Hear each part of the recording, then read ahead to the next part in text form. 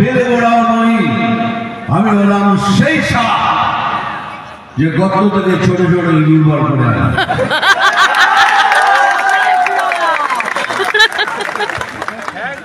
হ্যাঁ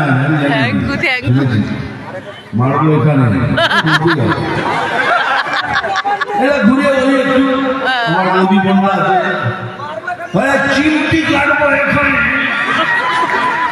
আর লাল টেবিলের জল নামে এখানে কি ভালো লাগছে নাম তুফান, বছরে এক আধবার আসি, এইবার বারবার আসবো।